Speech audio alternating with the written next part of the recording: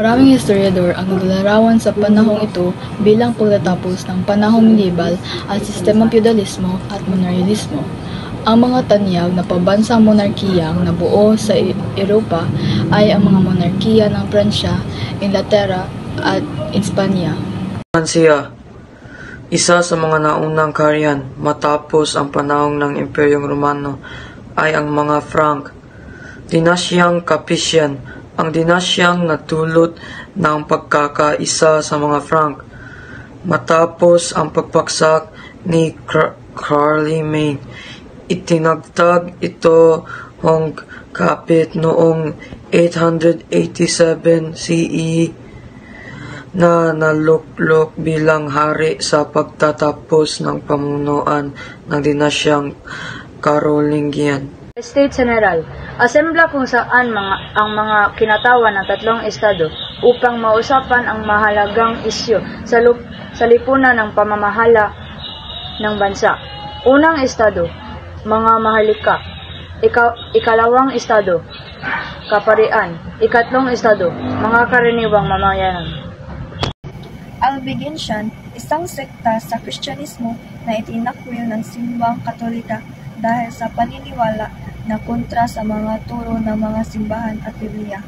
Ipinagpatuloy ang krusada ng apo ni Haring Philip II na si Haring IX Luis. Kilala siya sa pagiging mahusay na pinuno at relihiyoso. Kinilala siya niyang ambag sa pagpalaganap ng Katolismo at itinilaga siya bilang Saint Louis. Great Western Schism o ang pagkakahiti ng simbahan. Nagkagulo ang simbahang Katoliko dahil nagkaroon ng dalawang Santo Papa.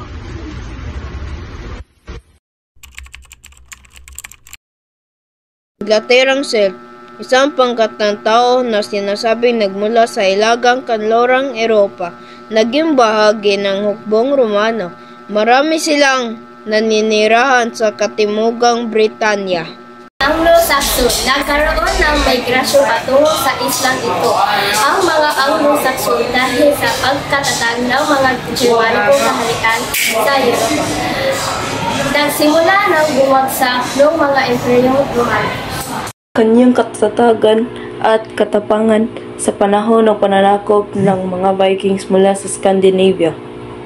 Sa andaang taong digmaan, ang pamansang monarkiya ang naging binhi sa pag-unlad at pagyabong ng mga kaharian ng Pransiya.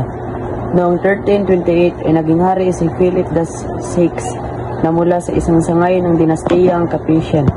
Ang Valois, para sa kanya ang pagiging hari ng Pransiya ay nararapat lamang mapunta sa malaking membro ng kasalukuyang dinastiya.